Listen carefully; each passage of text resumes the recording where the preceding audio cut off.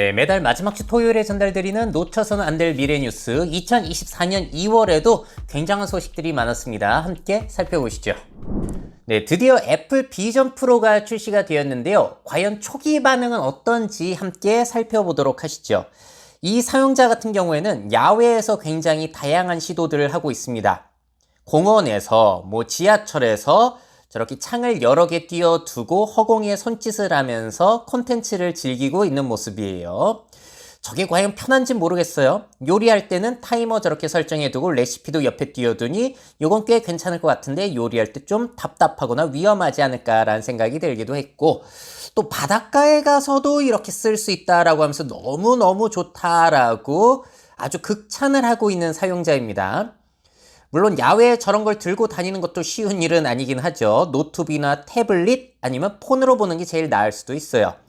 자, 이번 사용자 같은 경우에는 비행기 안에서 사용을 하고 있는데 저는 개인적으로 이 사용 방법이 제일 저한테는 어필이 되는 것 같아요.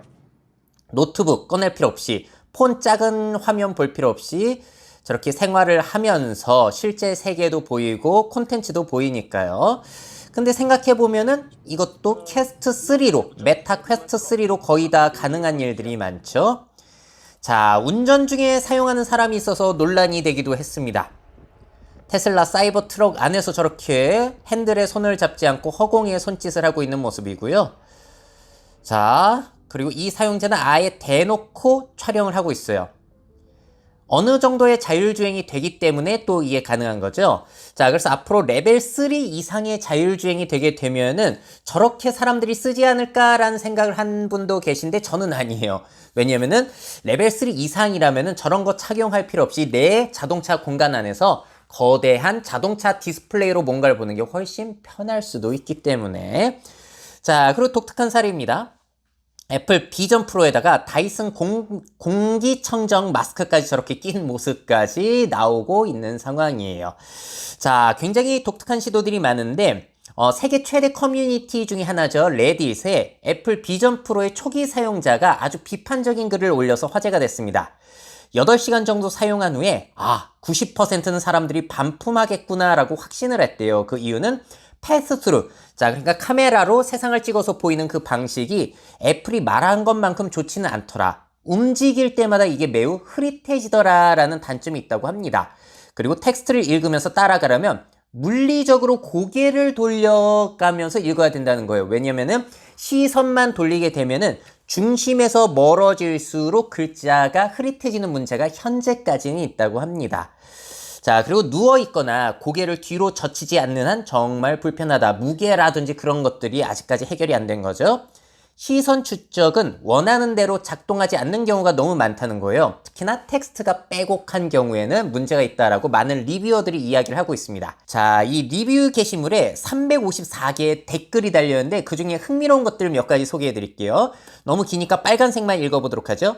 VR 베테랑들도 쉽게 놀랄 수 있을 만한 그런 기술이다. 근데 처음 사용하는 사람이라면 카메라를 통해 내 방을 보는 것 같다고 말하기 쉽습니다. 카메라와 렌즈가 제공하는 모든 단점이 그대로 드러나기 때문입니다. 그냥 눈으로 선명하게 볼 수 있는 걸 카메라로 보다 보니까 생겨나는 문제점이죠. 이게 패스스루의 최대 단점이자 극복 과제라고 할 수 있을 것 같아요. 지금까지 가장 큰 문제는 30분 이상 사용하면 얼굴의 무게감, 불편함부터 눈이 찢어지기 시작할 정도로 사용하기 불편하다는 거. 자, 그럼에도 불구하고 이 기술은 내가 어렸을 때부터 꿈꿔왔던 기술이라는 거예요. 헤드셋의 문제는 바로 이거예요. 어쨌든 착용하면 불편하다라는 거. 자, 확실히 미완성된 제품처럼 느껴집니다. 가격이 몇백만 원인데. 데모와 몰입형 콘텐츠를 확인한 후 지루해져서 말씀하신 이유로 다시 맥에서 작업을 하게 되었습니다. 이 세대가 훨씬 더 나아질 것이라고 확신하는데 지금 산 이 세대를 계속 사용한다면 제 자신을 자책하게 될 것 같습니다. 환불해야 된다는 거죠. 렌즈 눈부심 때문에 몰입감이 완전히 깨졌습니다. 그 때문에 오펜하이머 영화를 20분 만에 보기를 포기하고 그냥 TV로 끝냈어요. 시선 추적 기능이 인상적이라고 생각되면 트위치처럼 시선 추적 요소가 많은 웹사이트를 방문해보세요. 허니문이 금방 끝났네요. 그러니까 잠깐 신기하고 바로 시들해졌다는 거죠. 몇 시간 동안은 놀랐지만 곧 지겨워졌죠. 그리고 멋진 데모와 파티 트릭을 보고 나니 이제 어떡하지? 라는 생각이 들었고 다시 맥으로 작업을 시작했습니다. 그러니까 이 비전 프로를 이용해서 모니터 여러 개 띄워둘 수 있는 그런 기능이 생각보다 사람들에게 어필이 안 되고 있는 거예요. 키보드가 없으면 텍스트 입력이 정말 형편없습니다. 머리를 쓸 때마다 엉망이 되죠. 그리고 휴대폰을 사용하는 것에 비해 사용하기가 번거롭습니다. 여기는 머리 모양만 나오지만 여성분들은 화장할 때 이걸 쓰게 되면 묻기 때문에 그것도 문제예요, 사실. 자, 사실 퀘스트 3는 애플이 하려고 하는 대부분의 일을 하고 있습니다. 메타사의 거. 저에게는 그들이 주장하는 공간 컴퓨팅이 혁명이 아닙니다. 불편하고 아이패드나 OLED 모니터와 같은 다른 모든 화면만큼 보기 좋지 않으며 사용 사례도 매우 제한적입니다. 제 메타 퀘스트 3와 얼마나 비슷하고 많은 경우 감히 더 나쁘다고 말할 수 있는지 놀랐다는 거예요. 요즘에 이런 리뷰가 굉장히 많이 올라와요. 메타 퀘스트 3가 우리나라에서 구매하면 69만 원 정도 되는데 그게 더 우수한 점들이 많다는 거죠. 그래서 마크 저커버그도 자신의 인스타그램에 이런 걸 올렸습니다. 지금 퀘스트 3로 촬영하고 있는 영상이고요. 애플이 얘기하는 그 공간 컴퓨팅도 우리 거에선 된다. 그리고 게임도 되고 별의별 거 더 되더라. 자, 그래서 하는 얘기가 뭐냐면 애플 비전 프로가 메타 퀘스트 3에 비해서 7배는 비싼데 퀘스트 3는 더 넓은 시야각, 많은 콘텐츠, 가벼운 무게 등 장점이 더 많다, 우리께. 애플은 높은 해상도의 디스플레이를 위해서 타협한 것들이 너무 많은 것 같다. 시선 추적기는 그거 우리 제품에도 곧 들어올 거야. 있는데 아직까지 안 넣었던 거거든.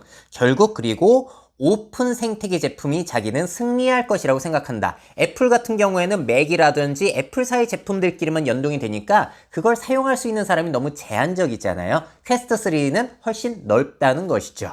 자, 그래서 마크 저커버그도 이런 평가를 내렸고 제가 본 리뷰 중에 제일 또 와닿는 게 이분 JM 유튜버 분의 리뷰셨어요. 뭐냐면은 이걸 끼고 있다가 눈이 가려울 때는 이걸 벗고 긁어야 하는 그 불편함. 야, 이거 사소하지만 저는 꽤나 큰 단점이라고 생각이 들더라고요. 자, 그래서 요 비전 프로를 14일 동안 써보고 무료 반품을 할 수가 있는데 실제로 어떻게 되냐면은 비전 프로를 반품하는 사람들이 굉장히 많다라는 언론 기사를 보셨을 겁니다. 그래서 아직까지는 그렇게까지 성숙되지는 않은 것 같다. 애플 역시도. 하지만 방향을 이거를 저도 부정할 수는 없어요. 혹시 유튜브 영상 중에 하이퍼 리얼리티라는 영상 보셨나요? 자, 이 영상이 7년 전에 올라왔는데 AR, MR, XR, 공간 컴퓨팅 그 미래의 모습을 아주 잘 그려놨거든요. 그래서 앞으로는 뭔가 콘택트 렌즈이건 안경 형태이건 뭐든지 눈에 저런 것들이 비칠 수 있는 세상이 올 수도 있다. 마트 쇼핑할 때도 저렇게 가상의 강아지를 데리고 다니고 광고도 저렇게 보고 만약에 나의 제품에 문제가 생겨서 재부팅이 되게 되면은 주변에 있는 가상의 물체들이 저렇게 다 사라져 버리는 거예요. 자, 그래서 오큘러스, 메타 퀘스트, 애플 비전 프로까지 해서 문제가 조금씩 개선이 되면서 지금 영상 속에 이런 모습들이 조금씩 현실이 되고는 있으나 아직까지 갈 길은 먼 것 같습니다. 자, 어쨌든 애플이 공간 컴퓨팅이라는 개념을 가지고 또 새로운 시장에 도전을 하고 있는데 대중화는 언제 될까요? 도저히 예측이 되지는 않아요. 자, 저는 7개월 전에 벌써 이 애플 비전 프로 성공을 확신하기 어려운 이유들에 대해서 올렸는데 이때도 제가 뭐라고 했죠? 안경도 불편하다고 라식하고 있는데 저걸 쓰고 다닌다? 혹시 여러분들이 저거 잘 쓸 거라고 착각하시는 거 아니냐라고 말씀을 드렸었죠.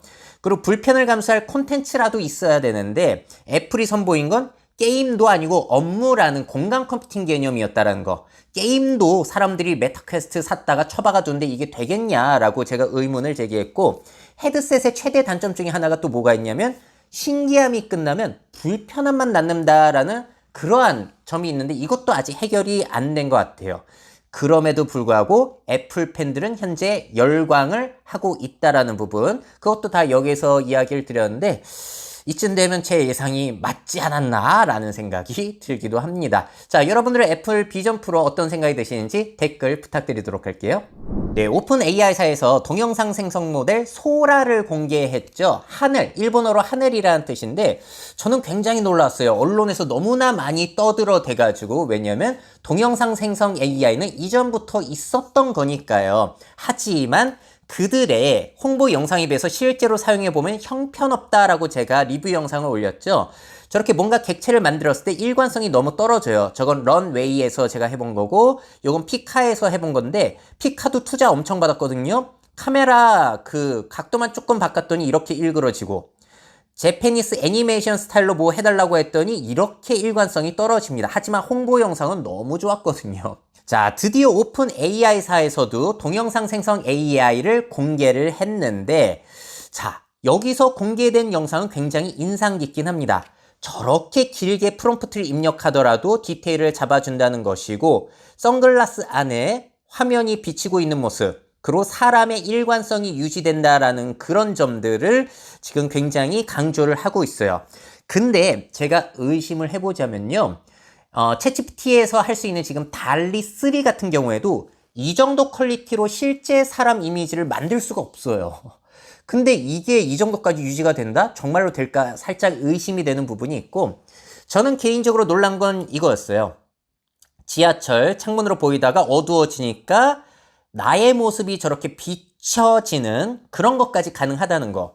이거는 빛 반사에 따라서 사물이 어떻게 비칠 수 있는지를 AI가 이해하기 때문에 가능하다는 거거든요. 왜냐면 명령어도 아주 간단했어요. 도쿄 교외를 달리는 열차 창문에 비친 풍경. 그랬는데도 이게 되더라. 너무나 놀라운 거죠.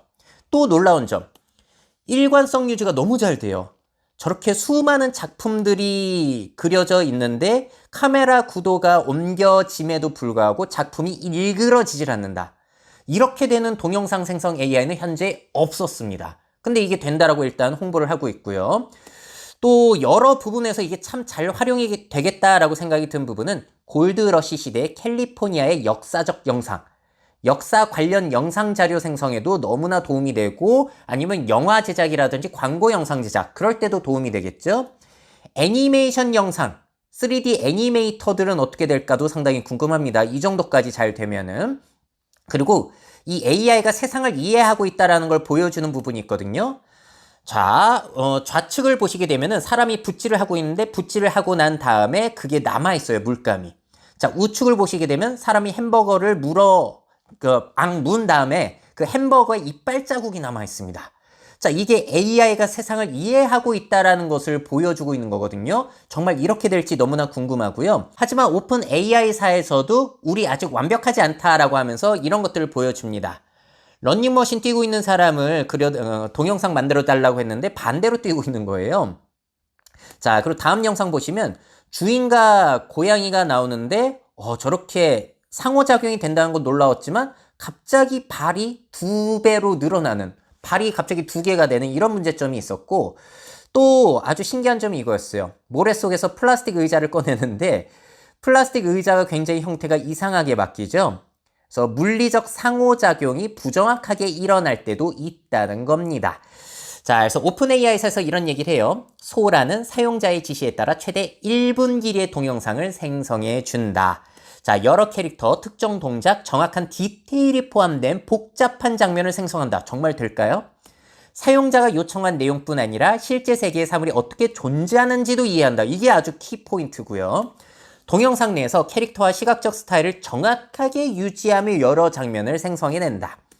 피사체가 일시적으로 시야에서 사라져도 동일하게 유지된다. 와, 이게 된다고요?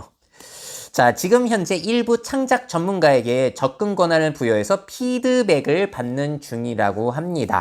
자, 그리고 또 문서를 보면은 이런 것도 나와요. 트레이닝 컴퓨터를 늘릴수록 품질이 현저하게 증가되더라는 겁니다. 맨 왼쪽에 베이스 컴퓨터만 쓰게 되면은 저렇게 품질이 형편없는데 4배, 그리고 16배로 늘리면 늘릴수록 그게 자연스럽게 잘 만들어지더라는 것이죠. 그래서 현재 우리가 이용할 수 있는 런웨이, 피카와 같은 동영상 생성 AI는 제가 볼 때는 맨 왼쪽 게 저 정도 퀄리티밖에는 나오지는 않습니다. 그래서 앞으로 컴퓨터와 자본이 많이 들어가면 꽤 해결될 부분들이 많겠다. 아니면 AI 반도체로 연상 기능을 향상시키면 꽤 많은 것들이 가능해지겠다라는 생각이 들기도 합니다. 자, 그런데 더욱더 집중할 부분은 이 부분이에요. 오픈 AI사의 소라 그 페이지에 들어가 보시게 되면 이런 내용이 있습니다.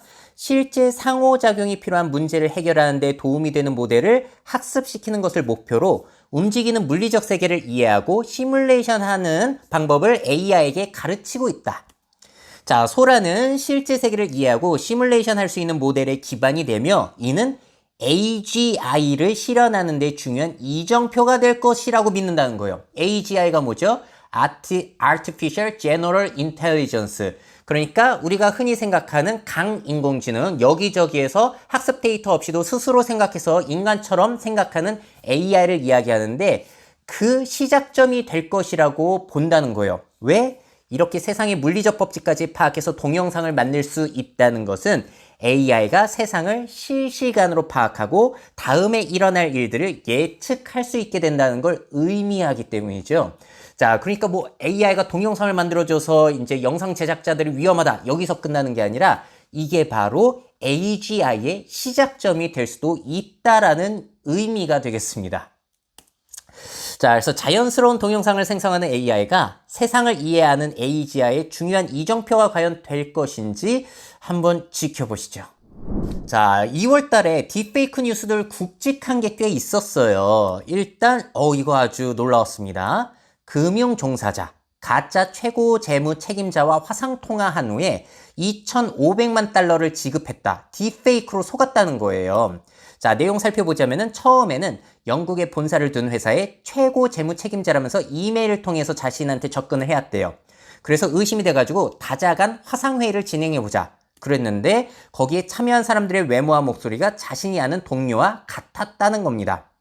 자, 그래서 이 직원이 통화 상대방이 모두 진짜라고 믿고 총 2억 홍콩 달러, 우리 돈으로 300억 원이라고 해요. 그걸 송금하기로 동의를 했다고 하는 사건이 펼쳐졌어요. 자, 홍콩 경찰은 이러한 사기와 관련된 6명을 벌써 체포를 한 상태이고요. 홍콩 경찰 측에 따르면 도난당한 신분증 얼굴을 활용한 딥페이크가 최소 20건 이상 발생을 하고 있다는 겁니다. 자, 그러니까 앞으로는 목소리도, 영상 통화도, 동영상도 믿을 수가 없는, 그래서 범죄에 활용될 수도 있는, 피해자가 생길 수 있는 이런 사건들 벌써 펼쳐지기 시작했고 앞으로도 주의하셔야 된다는 점 기억해 두시면 좋을 것 같습니다. 자, 그리고 정치판에 딥페이크 쓰이는 게 상당히 우려가 되고 있잖아요. 특히나 선거철이다 보니까 트럼프가 체포당하고 있다라는 딥페이크 사진 미드저니로 간단하게 만들어낼 수 있고, 예전에 이런 것도 있었죠. 미국의 국방부 펜타곤이 폭발했다라고 해가지고 증시가 출렁이는 사건들. 자, 선거철에 워낙에 민감하다 보니까 이런 게 펼쳐졌어요. 마이크로소프트, 구글, 아마존 및 기술 기업들이 선거 관련 허위 정보 퇴치를 위한 협약을 함께 체결을 했다고 합니다. 자, 특히나 딥페이크를 사용한 선거의 관계자 모방, 그러니까 그 후보들이죠. 그리고 허위 정보 제공에 주목을 하고 있다고 하고요. 여기에 참여한 기업이 마이크로소프트, 메타, 구글, 오픈 AI사, X, 그리고 틱톡 등이 서명을 해놨다고 해요. 딥페이크의 수가 전년 대비 벌써 900% 증가했다고 합니다. 근데 딥페이크 식별에 사용이 되는 그 탐지 및 워터마킹 기술은 아직 허술한 상태라고 해요. 보이지 않는 디지털 워터마크 역시도 그거를 이제 피해갈 수 있는 방법들이 속속 나오고 있죠. 협약에 참여한 기업들은 모델 위험 평가, 플랫폼에서의 탐지 및 해결, 이러한 과정을 대중하게 투명하게 공개하는 등 8가지 높은 수준의 약속을 동의한 상태라고 하는데, 구체적으로 어떤 식으로 대응을 하게 될지는 한번 지켜봐야 될 것 같아요. 자, 그리고 연예계 쪽으로도 떠들썩했죠. 지금 미국에서 이 사람 건드리면 안 되잖아요. 팝스타 테일러 스위프트의 음란 딥페이크가 X에 확산이 돼가지고 난리가 났습니다. 이분이 타임지 선정 2023년 올해의 인물이잖아요. 테일러 경제효과라는 말까지 만들어낼 정도로 엄청난 인기를 끌고 있는데, X에 이 사람의 음란성 딥페이크 이미지가 게시가 됐는데 삭제되기까지 무려 4,500만 회 이상의 조회수를 기록해 버렸다는 겁니다. 그러다 보니까 팬들 같은 경우에는 해당 이미지 공유를 한동안 방치한 X 플랫폼에 분노하면서 항의를 했다는 거예요. 그래서 이런 걸 만들어내는 사람도 문제지만 플랫폼들이 이런 것들을 어떻게 관리하는지도 굉장히 앞으로 관심을 받을 부분이 될 것 같습니다. 자, 그리고 또 우리나라 콘텐츠 중에 설날에 오픈이 됐죠. 살인자 이응난감 보셨나요? 전 굉장히 흥미롭게 킬링타임용으로 잘 봤는데, 여기에 손석구 배우분의 아역이 나오는데 너무 똑같이 생겼더라고요. 진짜 눈매까지도. 야, 저거 어떻게 섭외했나? 라고 했는데 알고 보니까 딥페이크였다라는 것이죠. 아역 배우가 연기를 하고 얼굴은 손석구 어린 사진들을 수집해서 CG 기술을 넣은 것이라고 합니다. 자, 등장인물의 과거 장면은 모두 딥페이크 기술이 사용이 된 것이고, 그래서 감독이 이런 얘기를 해요. 과거 장면들이 대사가 없는 이유가 그거다. 아역 배우가 대사를 하지 않는다. 그 이유 때문이라고 해요. 자, 그리고 이 콘텐츠에 경아라는 인물이 나오는데 그 사람의 성형전 얼굴도 다른 배우가 아니라 CG 작업을 거친 것이라고 합니다. 쌍꺼풀이 있다가 없다가 뭐 그런 게 나오는데 딥페이크가 또 이런 식으로도 활용이 되고 있어요. 자, 그래서 딥페이크가 가져올 사회의 위기와 기회.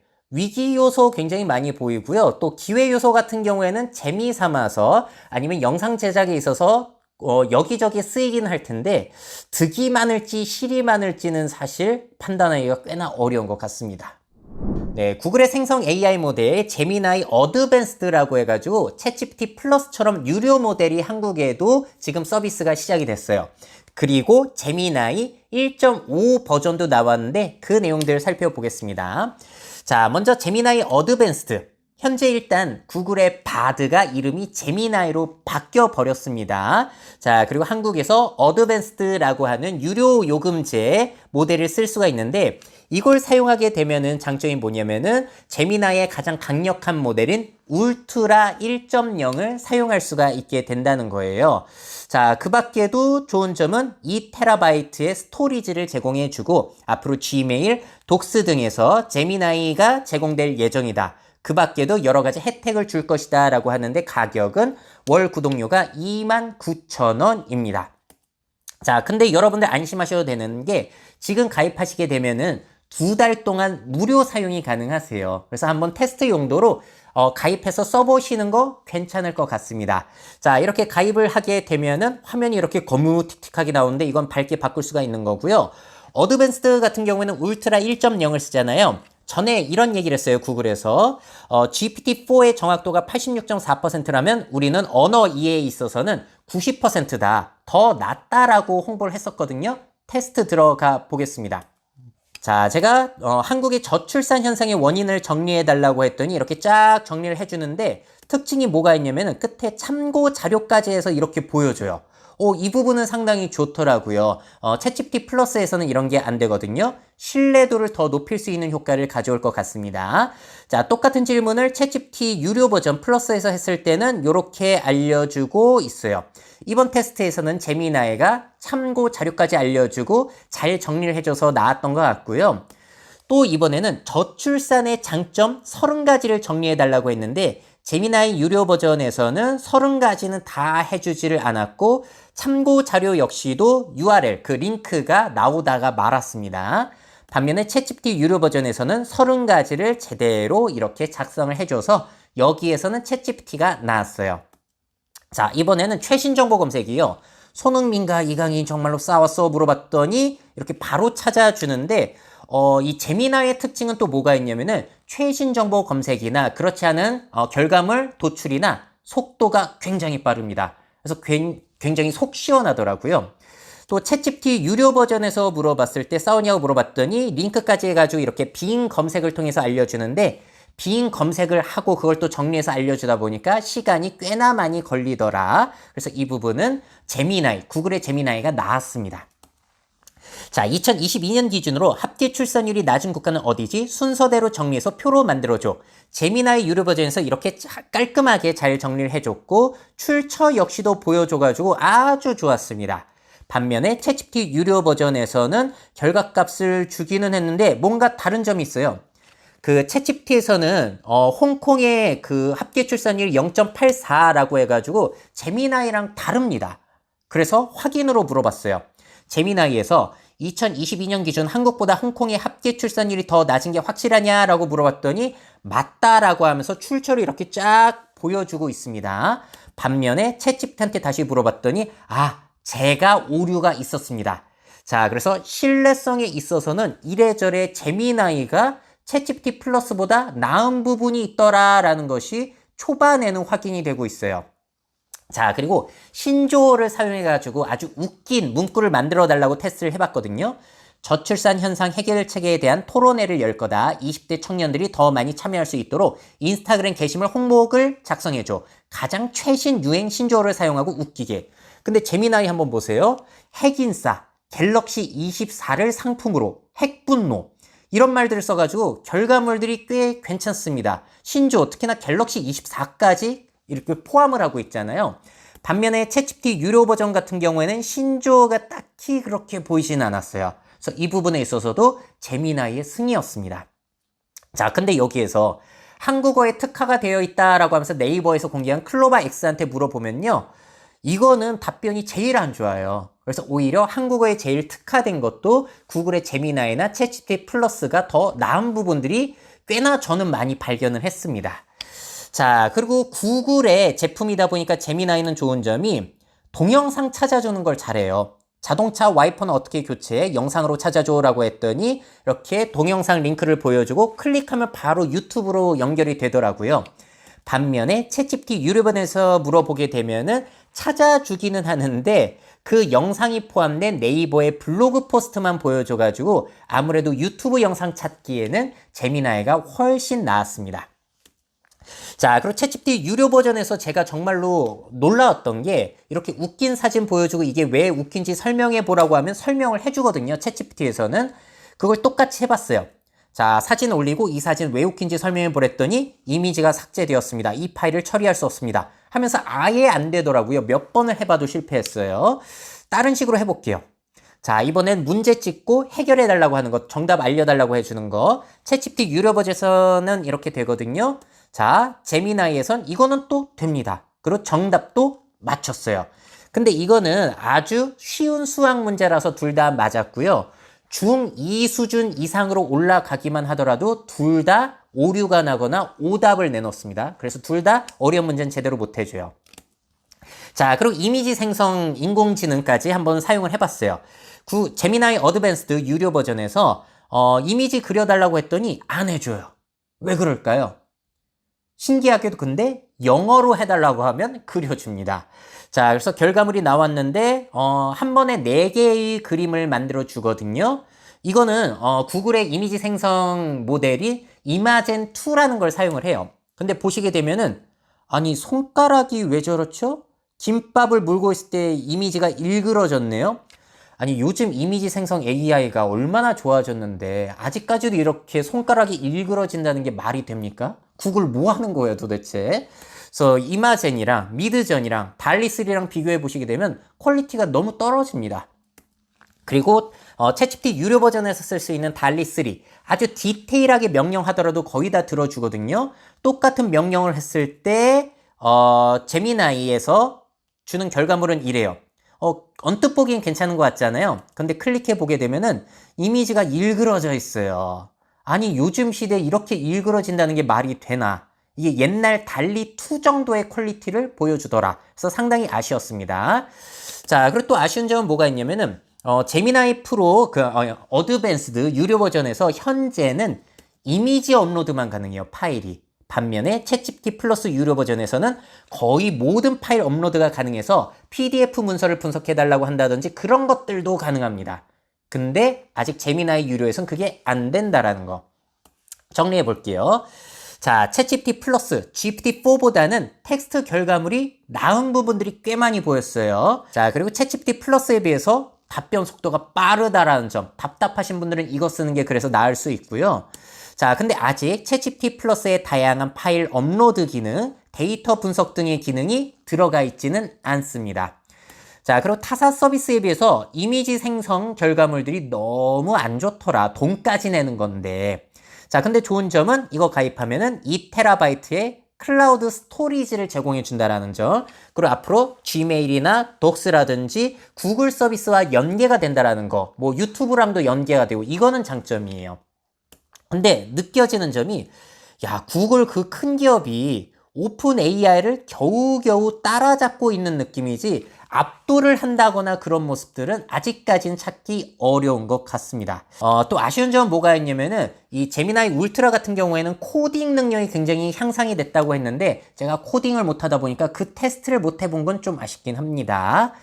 자, 그리고 이렇게 실망을 하고 있던 와중에 구글에서 갑자기 제미나이 1.5 버전을 공개를 했어요. 자, 이 제미나이 1.5의 특징이 뭐가 있냐면 더 적은 컴퓨팅 자원으로 제미나이 1.0 울트라에 필적하는 성능을 보여준다는 겁니다. 울트라도 성능이 그렇게 좋지는 않은데 뭐 이런 걸 홍보하나 싶긴 했고, 근데 제일 좋은 점은 이거 같더라고요. 현존 최대인 100만 토큰 정보 처리가 가능하다. 1시간 분량의 영상, 11시간 분량의 음성, 3만 줄 이상의 코드, 70만 개 이상의 단어 등 방대한 양의 정보를 한 번에 처리할 수가 있다는 겁니다. 그러면서 공개한 영상이 뭐냐면 우주선 아폴로 11호와 관련된 402페이지 분량의 기록을 업로드한 다음에 재밌는 3가지 순간들 언급된 거 요약해 달라니까 바로 저렇게 처리를 해준다는 거예요. 놀라운 거죠. 근데 이게 되면 진작에 제미나이 유료 모델에 풀어줄 것이지 라는 생각이 들기도 했고, 자, 또 신기한 건 뭐가 있냐면 무려 44분 분량의 음성이 없는 무성 영화를 업로드한 다음 한 문장으로 플롯을 요약해 달라니까 해준다는 거예요. 정확하게 주요 줄거리, 포인트, 그리고 사건들을 분석하고 디테일까지도 추려내낼 수가 있다고 합니다. 이게 왜 놀라운 거죠? 음성이 없잖아요. 근데 이게 된다는 건 AI가 이미지들을 이해해서 설명을 해줄 수 있다라는 걸 보여주는 겁니다. 정말로 이게 잘 될지는 나와서 테스트 해봐야 알아요. 자, 오픈 AI사의 GPT-4 터보 모델 같은 경우에는 작년에 이야기를 했죠. 앞으로 300페이지 분량의 단어를 처리해 줄 것이다. 자, 그래서 뭐 일단 이 두 회사가 경쟁을 하면서 더 긴 문장 아니면 더 방대한 양의 자료를 처리해 줄 수 있을 것이라고 경쟁을 하는 부분, 이거는 사용자에 있어서는 너무나 고마운 부분이라고 할 수 있을 것 같아요. 자, 과연 챗GPT를 뛰어넘는 AI 서비스가 나올 것인지, 지금 최대 그 경쟁자라고 한다면은 구글인데 아직까지도 그렇게 뛰어난 모습을 보여주고 있는 것 같지는 않아서요. 앞으로 더욱더 지켜봐야 될 것 같습니다. 네, 2월 달에 있었던 첨단 의료기술 뉴스 좀 가져왔어요. 일단 뉴럴링크 소식을 빼놓을 수가 없죠. 뉴럴링크의 이 칩을 사람에게 이식을 하겠다라는 계획이 있었어요. 그 전에 원숭이 실험까지는 성공을 했죠. 박은 다음에 무선으로 이제 컴퓨터 제어가 가능한 거예요. 생각만으로 게임을 할 수 있을 정도로. 자, 그리고 드디어 인간에게 이식을 했다고 합니다. 일론 머스크가 공개를 했어요. 1월 30일에 X에 올렸습니다. 어제 첫 번째 사람이 뉴럴링크의 임플란트 이식을 받고 잘 회복 중입니다. 초기 결과는 유망한 뉴럴 스파이크 감지를 보여줍니다. 무선 처리 그 신호들을 잘 지금 파악하고 있다는 거죠. 자, 사람에게 이식된 제품의 이름은 텔레파시라고 하고요. 척수 손상, 근위축성 경화증 등 사지가 마비된 22살 이상의 참가자들을 모집해서 이거 선정을 해가지고 했다고 해요.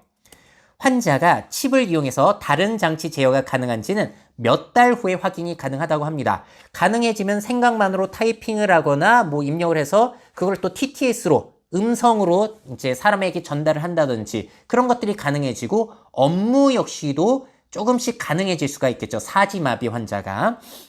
근데 이 연구는 아주 장기 프로젝트예요. 그래서 완료까지는 6년이 걸릴 것으로 예상을 하고 있다고 합니다. 그래서 우리가 조금 시간을 가지고 지켜봐야 되는 프로젝트인데요.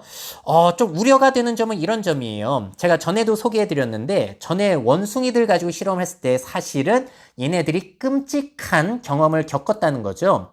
원숭이 뇌 정극 이식 수술 과정에서 다수의 합병증이 나타나기도 하고 피가 섞인 설사, 부분마비, 뇌부종이 발생하고 2019년 12월 임플란트 이식 중 장치 내부 부품이 부러지기도 하고 원숭이들이 커넥터를 잡아당겨서 장치의 일부가 이탈이 돼가지고 이 문제 해결하려고 수술을 또 받았는데 곰팡이와 박테리아 감염으로 2020년 1월 6일에 안락사를 하기도 했다. 근데 이 사실을 제대로 공개하지 않고 원숭이들 건강하다. 죽은 원숭이는 이것 때문에 죽은 것이 아니다라고 숨겨가지고 문제가 되기도 했어요.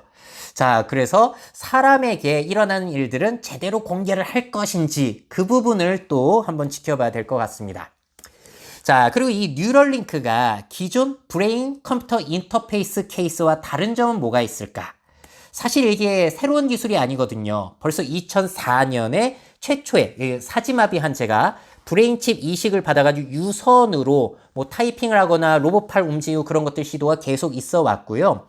2021년은 최초로 무선 BCI 기술을 성공을 시키기도 했습니다. 그래서 새로운 건 아닌데 다른 점은 뭐가 있냐면은 이 케이스들 같은 경우에는 전부 다 환자들을 위한 것이었어요. 특히나 사지마비 환자들. 근데 일론 머스크의 이 뉴럴링크사 같은 경우에는 2017년에 이런 얘기를 했거든요. 컴퓨터는 굉장히 빠른 속도로 이제 정보 처리가 가능한데 사람은 그렇지 못하다. 그래서 AI 시대를 대비하기 위해서는 뇌와 컴퓨터를 연결해서 AI 시대를 대비해야 된다라는 목적으로 사실 뉴럴링크를 만든 거였거든요. 근데 이 이야기는 갑자기 싹 없어져 버리고 어느 순간부터 마비 환자에게 도움을 줄 것이다 라고 의료 목적으로 바뀌고 있습니다. 하지만 원래 목적은 AI 시대의 생존을 위한 것이라는 점이 제일 다른 점이라고 할 수가 있을 것 같아요. 한번 지켜보시고요. 자, 그리고 또 의료 뉴스 뭐가 있었냐면은 일본에서 인체 장기 이식용 돼지가 첫 번째로 탄생이 됐다는 거예요. 올여름에 원숭이에게 실험이 된다. 자, 장기를 인체에 이식해도 거부 반응이 일어나지 않도록 면역 관련 유전자 조작을 했다는 거예요. 그 돼지에. 이거는 일본 메이지 대학의 벤처 기업 포르메드텍의 성과이고요. 이게 미국 바이오 벤처 이제네시스가 개발한 특수 돼지 세포에 세포 핵을 뇌자에 주입해가지고 인공수정해가지고 이제 이런 돼지가 탄생이 됐다고 합니다. 그래서 이번에 탄생한 돼지 신장을 올여름 원숭이에 이식할 예정이라고 해요. 자, 만약에 잘 되면은 내년에 돼지 신장을 사람 인체에 이식하는 것을 목표로 하고 있다고 합니다. 자, 그리고 비슷하게 몇 개월 전엔 이런 것도 있었어요. 유전자 편집 돼지간을 사람에게 부착하고 3일 동안 작동을 했다. 자, 근데 이런 소식들을 들으시면 굉장히 기분 나쁘고 아니 사람 장기를 이식해야지 왜 저런 것들을 이식하냐라고 생각하신 분이 계실 텐데 목적은 사실 이런 거예요. 사람 장기 이식 받을 때까지 대기 환자들이 생명을 유지할 수 없을 때 그 생명 유지 목적으로 사실 이런 것들이 현재는 필요합니다. 그래서 일단은 이런 것들이 연구 중에 있는 것이고 물론 나중에는 이런 것들이 정말로 잘 작동해서 다른 종의 장기들을 이식받아서 그 사람이 쭉 살 수도 있겠지만 지금의 목적은 장기 이식 수술 전에 버티는 용도라고 생각을 하시면 될 것 같아요. 자, 첨단 의료기술 발달이 가져올 미래 변화는 어떤 모습일지. 사실 의료기술, 바이오 이쪽이 진짜 미래 너무 유망한 기술인데 사기꾼들이 너무 많고 이게 실제로 적용되기까지 시간이 얼마나 걸릴지도 모르기 때문에 투자하기도 쉽지 않은 영역이죠. 자, 그래도 꾸준히 이런 소식들이 나오면 업데이트 시켜드리도록 하겠습니다. 자, 이렇게 해서 2024년 2월 달에 있었던 뉴스들 살펴봤고요. 저는 다음 달 3월 마지막 주 토요일에 또 소식들 묶어가지고 전달드리도록 할게요. 미래사회 변화를 업데이트하고 싶으신 기업 및 기관, 그 밖에 미래 트렌드 교육이 필요하신 분들은 myf21 네이버닷컴 이메일로 연락주세요.